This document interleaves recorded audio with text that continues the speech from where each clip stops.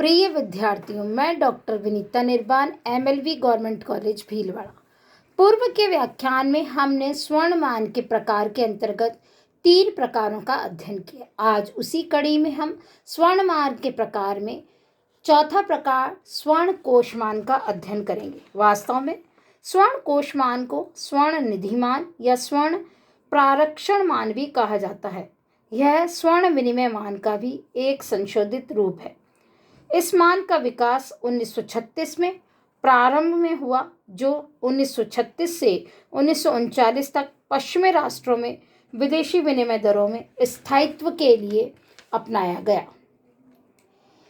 साथ ही साथ 1931 में ब्रिटेन में, 1933 में अमेरिका में और 1936 में फ्रांस ने स्वर्ण मान का परित्याग कर दिया। तो स्वर्ण मान के इस सामान्य परित्याग ने विनिमय दरों में भारी उतार चढ़ाव को जन्म दिया, जिससे विदेशी व्यापार को धक्का पहुंचा। अतः 1936 में इन तीनों राष्ट्रों ने एक त्रिपक्षीय मौद्रिक समझौता कर स्वर्ण कोष मान अपनाया। इसके अंतर्गत विनिमय दरों में स्थिरता के लिए समझौते में सम्मिलित देश को विनिमय समानीकरण कोष या विनिमय समानीकरण लेखा अथवा विनिमय कोष, चाहे किसी भी नाम से हो, स्थापित करना पड़ता है, जिसमें देशी मुद्रा के साथ साथ विदेशी विनिमय तथा स्वर्ण भी रखा जाता है। इस कोष से विदेशी मुद्रा का क्रय विक्रय कर उसकी मांग एवं पूर्ति में संतुलन स्थापित किया जाता है, ताकि विनिमय दरों में भारी उतार चढ़ाव न हो। स्वर्ण कोष या निधि मान की विशेषताएं: इसमें देश की मुद्रा का स्वर्ण से कोई संबंध नहीं होता, अर्थात न तो स्वर्ण विनिमय का माध्यम है और न ही मूल्यमान है। देश में कागजी मुद्रा या सांकेतिक मुद्रा चलती है, जिसको सरकार द्वारा स्वर्ण में परिवर्तन की कोई गारंटी नहीं दी जाती तथा स्वर्ण के आयात निर्यात पर भी पूर्ण प्रतिबंध रहता है। विनिमय समानीकरण कोष स्थापित कर विदेशी मुद्रा का मांग और पूर्ति में संतुलन के लिए कोष से क्रय विक्रय करना पड़ता है, अर्थात कोष से स्वर्ण देकर और विदेशी मुद्रा खरीदी जा सकती है या स्वर्ण लेकर बेची जा सकती है, ताकि विनिमय दर में उतार चढ़ाव न हो। स्वर्ण कोषों व विनिमय कोषों को बहुत गोपनीय रखा जाता है। आंतरिक अर्थव्यवस्था में बिना हस्तक्षेप विनिमय दरों में स्थिरता का प्रयास भी किया जाता है। यह अपेक्षाकृत मितव्यतापूर्ण है। इस पद्धति के अनेक गुण होने के साथ साथ यह मुद्रामान 1936 से 1939 तक चलता रहा और विनिमय दरों में स्थायित्व तथा विदेशी व्यापार में वृद्धि में अधिक सफलता भी मिली। पर 1939 में द्वितीय विश्व युद्ध छिड़ जाने से असामान्य परिस्थितियां उत्पन्न हो गई, अतः यह प्रणाली अधिक समय तक टिक नहीं सकी और अंततः पतन हो गया। नेक्स्ट, स्वर्ण समता मान। विश्व में मुद्रा की बढ़ती हुई मांग, स्वर्ण को सीमित पूर्ति, आंतरिक मूल्यों के साथ साथ विदेशी विनिमय दरों में स्थायित्व की प्रवृत्ति तथा बाह्य हस्तक्षेप से स्वतंत्रता की बदलती हुई परिस्थितियों में परंपरागत स्वर्णमान का क्रियाशील रहना लगभग असंभव सा हो गया है। अतः स्वर्णमान के आधुनिकतम रूप में स्वर्ण समतामान प्रणाली का आविर्भाव 1946 में अंतर्राष्ट्रीय मुद्रा कोष की स्थापना के परिणाम स्वरूप हुआ। स्वर्ण समतामान व्यवस्था के अंतर्गत अंतर्राष्ट्रीय मुद्रा कोष के सभी सदस्य अपनी मुद्रा का मूल्य स्वर्ण तथा डॉलर के रूप में घोषित करते हैं तथा प्रत्येक सदस्य राष्ट्र कोष द्वारा निर्धारित स्वर्ण की मात्रा कोष के खाते में जमा करता है। इस प्रकार यह कहा जा सकता है कि सब देशों की मुद्राओं की पारस्परिक समता निश्चित कर लेने के साथ साथ प्रत्येक देश की मुद्रा का स्वर्ण मूल्य भी निर्धारित कर दिया जाता है। स्वर्ण मान की विशेषता: यह देशी मुद्रा का स्वर्ण से कोई प्रत्यक्ष संबंध नहीं होने के कारण स्वर्ण न विनिमय का माध्यम ही होता है और न ही मूल्य का मापक ही है, तथा प्रत्येक देश अपनी मौद्रिक नीति में स्वतंत्र होता है, अर्थात अंतर्राष्ट्रीय मुद्रा कोष या दूसरे सदस्य राष्ट्र एक दूसरे की आंतरिक मौद्रिक नीति में कोई हस्तक्षेप नहीं करते। साथ ही साथ विनिमय दरों में लोच एवं सापेक्षिक स्थिरता रहती है और प्रत्येक देश की मुद्रा को स्वर्ण के रूप में परिभाषित करके ही उसके आधार पर विनिमय देशों की मुद्राओं की पारस्परिक समता ज्ञात की जाती है। विनिमय दरों में उच्चावचनों के नियंत्रण के लिए मुद्रा कोष सदस्य राष्ट्रों को ऋण देने की व्यवस्था करता है। स्वर्ण कोष का केंद्रीकरण अंतर्राष्ट्रीय मुद्रा कोष के पास होता है ताकि मुद्राओं का संचलन और विनिमय दरों के स्थायित्व से विदेशी व्यापार में वृद्धि हो और संकटकालीन स्थिति में सहायता पहुंचाई जा सके। स्वर्ण समता मान के गुण। विनिमय दरों में स्थायित्व बना रहता है। यह सब प्रकार के स्वर्णमानों में सबसे उपयुक्त है क्योंकि यह पर्याप्त लोचदार है। साथ ही साथ इसमें स्वर्ण की अधिकतम मितव्ययता रहती है। देश की आंतरिक मौद्रिक नीति बाह्य हस्तक्षेप से बिल्कुल मुक्त रहती है और अंतर्राष्ट्रीय सहयोग में वृद्धि से अंतर्राष्ट्रीय व्यापार में वृद्धि होती है तथा यह धनी एवं विकासशील अथवा अविकसित राष्ट्रों सभी के लिए समान रूप से उपयुक्त है। स्वर्ण समतामान के दोष। इसकी उपयोगिता सदस्यों की संख्या की पर्याप्तता पर निर्भर करती है और अंतर्राष्ट्रीय मुद्रा कोष पर अंतर्राष्ट्रीय राजनीतिक गुटों का भारी प्रभाव होने से वे ही इस पद्धति को अधिक लाभ उठाने की कोशिश करते हैं एवं पक्षपात भी बना रहता है। साथ ही साथ इस संस्थान के भंग होने पर स्वर्ण समतामान के भंग होने की संभावना हो जाती है। स्वर्ण मान के नियम, रूल्स ऑफ गोल्ड स्टैंडर्ड। स्वर्ण मान एक स्वतंत्र एवं स्वचालित मान है। इसमें सरकार के न्यूनतम हस्तक्षेप या किसी भी हस्तक्षेप की आवश्यकता नहीं होती। इस स्वचालिता के लिए कुछ नियमों का पालन करना पड़ता है। इन नियमों को प्रोफेसर केन्स ने स्वर्णमान के खेल के नियम की संज्ञा दी है, जो कि निम्न प्रकार है। स्वतंत्र व्यापार। स्वर्णमान का पहला नियम मुक्त व्यापार नीति का अनुसरण करना है। इसके अभाव में विदेशी भुगतानों में असंतुलन व स्वर्ण कोषों के असमान वितरण की समस्या उत्पन्न होगी, जिससे स्वर्णमान का सफल संचालन न हो सकेगा। नेक्स्ट, स्वर्ण का स्वतंत्र आयात निर्यात। इससे देश में बिना रोक टोक के करेंसी या साख का विस्तार व संकुचन होने से आर्थिक स्थायित्व में मदद मिलेगी तथा यदि एक देश आयातित स्वर्ण को रोक लेता है तो दूसरे देशों में स्वर्ण अभाव के कारण स्वर्ण मान के परित्याग की संभावना उत्पन्न हो सकेगी। साथ ही साथ नेक्स्ट, देश की अर्थव्यवस्था में लोच। देश की अर्थव्यवस्था में पर्याप्त लोच स्वर्णमान की सफलता का आवश्यक नियम है। अर्थात देश की सरकार स्वर्ण के आयात निर्यात के आंतरिक मूल्यों पर पड़ने वाले प्रभावों में हस्तक्षेप न करे। जब देश में स्वर्ण का आयात हो तब मुद्रा व साख का विस्तार होना चाहिए और इसके विपरीत देश से स्वर्ण का निर्यात होने पर साख व मुद्रा का संकुचन करना चाहिए। नेक्स्ट है स्वर्ण मान के पतन के कारण।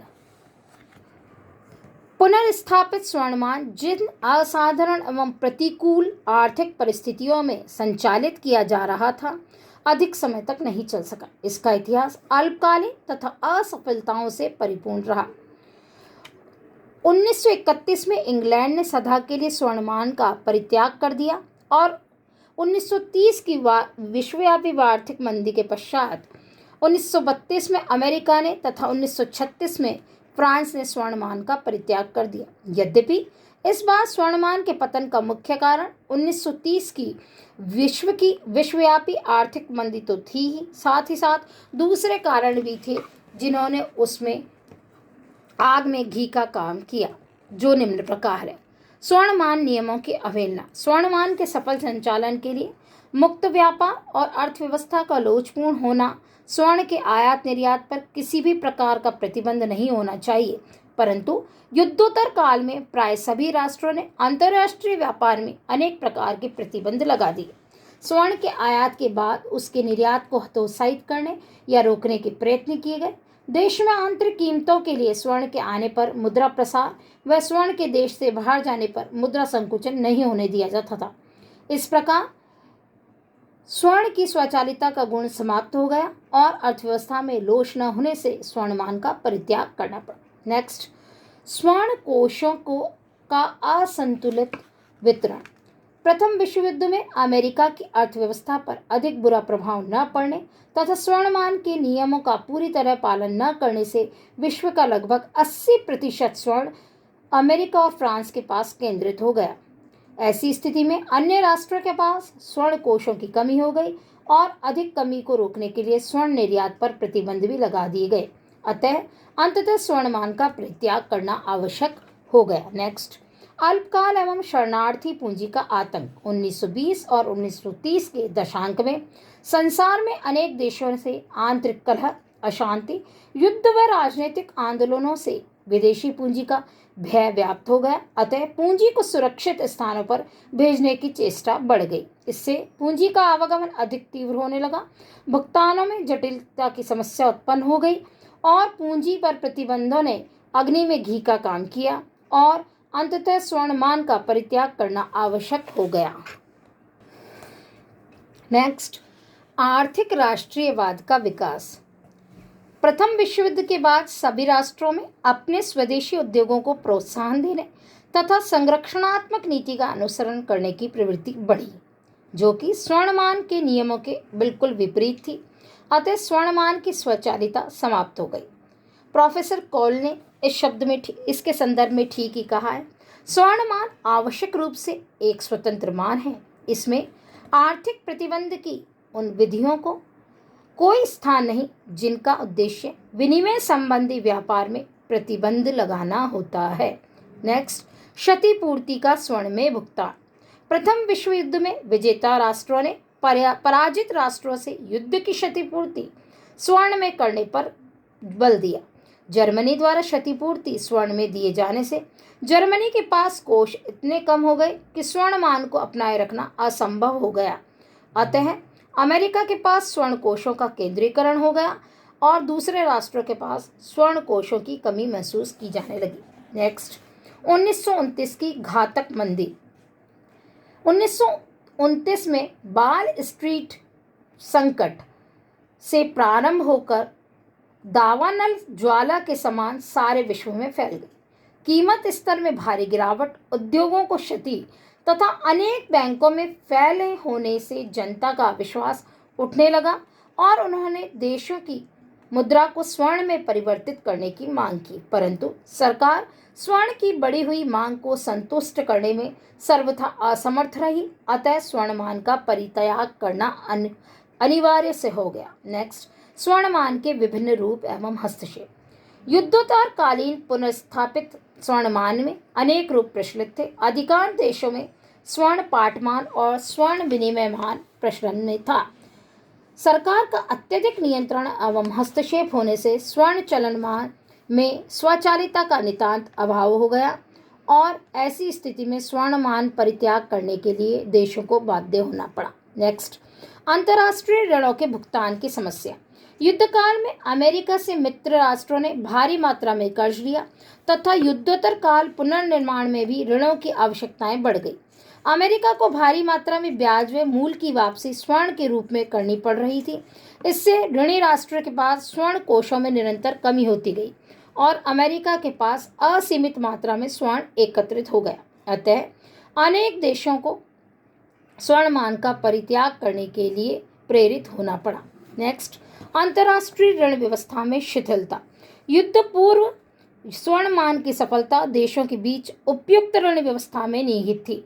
जब भी किसी देश का भुगतान संतुलन विपक्ष में हो जाता तो भुगतान प्राप्तकर्ता देश कुछ समय के लिए ऋण देकर स्थिति को सुधारने में योगदान देते। अमेरिका, इंग्लैंड महत्वपूर्ण ऋणदाता थे और अमेरिका द्वारा दिए गए ऋणों की मात्रा 1927 में 100 करोड़ डॉलर थी। 27 के बाद असंतुलित व्यापार वाले राष्ट्र को ऋण देने का क्रम शिथिल हो गया। तत्पश्चात ऋणों की राशि घटने लगी और 1928 में 85 करोड़ और 1929 में 30 करोड़ हो गई। इन्हीं कारणों से स्वर्णमान का परित्याग करने के लिए प्रेरित होना पड़ा। नेक्स्ट, अस्वाभाविक विनिमय दर। युद्धकाल के बाद अमेरिका, इंग्लैंड तथा फ्रांस ने अपनी विनिमय दरें सामान्य से ऊंची नीची रखी। इंग्लैंड की विनिमय दर ऊंची थी, अमेरिका की दर भी बाजार दर से ऊंची रही। ऐसी स्थिति में अस्वाभाविक विनिमय दरों ने स्वर्णमान के स्थायित्व को क्षति पहुंचाई और अंततोगत्वा स्वर्णमान का त्याग करने के लिए संबद्ध राष्ट्रों ने एकजुटता दिखाई। नेक्स्ट, राजनीतिक अस्थिरता। युद्ध समाप्त होने के बाद भी युद्ध के अनुरूप वातावरण बना रहा। अधिकांश देशों में एक दूसरे के प्रति अविश्वास, आंतरिक कलह एवं अशांति, जनता में मुद्रा के प्रति अविश्वास, राजनीतिक आंदोलन, हड़तालें आदि परिस्थितियों ने स्वर्णमान के सफल संचालन के उपयुक्त वातावरण को समाप्त कर राजनीतिक अस्थिरता उत्पन्न कर दी और स्वर्णमान को अधिक समय तक बनाए रखना कठिन हो गया। नेक्स्ट, युद्धोपरांत अर्थव्यवस्थाओं में लोच का अभाव। स्वर्णमान की सफलता आंतरिक कीमत स्तर के लोच पर निर्भर करती है। स्वर्ण मात्रा घट जाने पर उसी अनुपात में मुद्रा को संकुचित करना कीमतों में कमी के लिए उत्पादन लागतों का घटाना होता है, परंतु श्रम संघों के विरोध में स्वर्ण कोषों की कमी के साथ उत्पादन लागतों में कमी नहीं हुई। इससे देश के आंतरिक मूल्यों में बेलोचता उत्पन्न हो गई, जो स्वर्ण मान के लिए घातक सिद्ध हुई। नेक्स्ट, अंतर्राष्ट्रीय सहयोग की भावना का अभाव। प्रत्येक देश में तीव्र राष्ट्रीयता की भावना का उदय होने से अंतर्राष्ट्रीय हितों की राष्ट्रीय हितों के लिए बलि दी गई और प्रत्येक राष्ट्र अपनी आंतरिक अर्थव्यवस्था को बाह्य प्रभावों से बचाने के लिए प्रयत्नशील रहा। ऐसी स्थिति में स्वर्ण मान के नियमों की खुली अवहेलना की गई और सहयोग के अभाव में स्वर्ण मान का चलना दूभर हो गया। नेक्स्ट, आर्थिक एवं वित्तीय परिस्थितियों में परिवर्तन। युद्ध के कारण इंग्लैंड की आर्थिक सर्वोच्चता समाप्त हो गई तथा अमेरिका की आर्थिक स्थिति सुदृढ़ होने से वह आर्थिक जगत को अगवा बन गई। लंदन का स्थान न्यूयॉर्क ने ले लिया, पर अमेरिका युद्ध के बाद ऋणदाता देश के रूप में अपने उत्तरदायित्वों को इंग्लैंड के समान नहीं निभा पाया। ऐसी स्थिति में स्वर्णमान को त्याग करने की स्थिति उत्पन्न हुई। नेक्स्ट, स्वर्णमान की विरोधी विचारधारा का विकास। विश्व के अनेक राष्ट्रों में स्वर्णमान की अमितव्यता व बेरोजगार प्रवृत्ति के कारण युद्ध पूर्व की अंधभक्ति समाप्त हो रही थी। अनेक विचारों ने स्वर्णमान की विरोधी विचारधारा का विकास कर प्रतिबंधित पत्र मुद्रामान की श्रेष्ठता का वातावरण बनाया। इसने भी स्वर्णमान के पतन का मार्ग प्रशस्त किया। नेक्स्ट, अनुकूल समय के साथी ने प्रतिकूल समय में साथ छोड़ दिया। स्वर्णमान एक अनुकूल समय का साथी, जैसा हम पहले भी बोल चुके हैं, फेयर वेदर फ्रेंड है और प्रतिकूल समय में साथ छोड़ देता है। युद्धोत्तर काल में अनेक संकट उत्पन्न हो गए और इस संकटकालीन परिस्थिति में स्वर्णमान का कार्य करना प्राय मुश्किल हो गया। इस तरह सुख के साथी ने संकट में साथ छोड़ दिया। हमने एक धातुमान के प्रकारों के अंतर्गत स्वर्णमान के विभिन्न प्रकारों का अध्ययन किया। दूसरा प्रकार है रजतमान। एक धातुमान का दूसरा रूप रजतमान है, जबकि पहला रूप स्वर्णमान था। एक धातुमान का दूसरा रूप रजतमान है और पहला स्वरूप स्वर्णमान था, जिसे हम पहले भी पढ़ चुके हैं। रजतमान या चांदीमान वह मौद्रिक मान है जिससे चांदी के प्रामाणिक सिक्के प्रचलन में रहते हैं। उनमें चांदी की मात्रा एवं शुद्धता विधान द्वारा निश्चित होती है और चांदी के सिक्के असीमित विधिग्रह होते हैं। उनका आंतरिक एवं बाह्य मूल्य बराबर होता है। सिक्कों की ढलाई स्वतंत्र होती है। स्वर्णमान की अपेक्षा रजतमान में चांदी के आयात निर्यात पर किसी भी प्रकार का प्रतिबंध नहीं होता। सरकार अपरिमित मात्रा में अर्थात असंख्य मात्रा में रजत के खरीदने बेचने के लिए उत्तरदायी होती है। रजतमान और स्वर्णमान के नियमों और कार्यप्रणालियों गुण दोषों में विशेष अंतर नहीं होता। मुख्य बात यही है कि स्वर्ण के मूल्यों के उतार चढ़ाव कम होते हैं, जबकि चांदी के मूल्यों में उच्चावचन बहुत अधिक होता है, जिसके कारण रजतमान मुद्रा की आंतरिक एवं बाह्य कीमतों में स्वर्णमान की अपेक्षाकृत अधिक अस्थिरता पाई जाती है।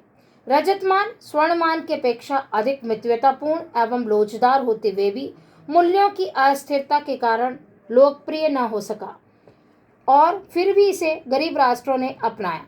व्यवहार में रजतमान भारत और चीन में काफ़ी समय तक प्रचलित में रहा। 19वीं शताब्दी में कुछ और देशों ने इसे अपनाया और त्याग किया। भारत में रजतमान 1833 से 1893 तक चला। इस अवधि में चांदी का रुपया भारत का प्रमुख सिक्का था। इसका टंकण स्वतंत्र था। इसमें 11/12 शुद्धता की 180 मैन चांदी होती थी।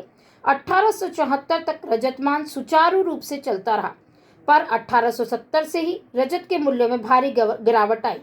मैक्सिको में चांदी की नई खानों की खोज तथा अनेक देशों द्वारा रजतमान का त्याग कर स्वर्णमान या द्विधातुमान अपनाने के कारण रजत की पूर्ति में वृद्धि हो गई। परिणाम स्वरूप रजत मुद्रा की पूर्ति से मूल्यों में गिरावट हुई और भारत का भुगतान संतुलन विपक्ष हो गया।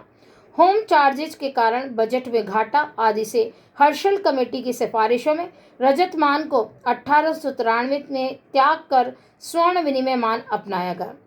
इसी प्रकार चीन ने भी 1935 तक रजत मान को अपनाया।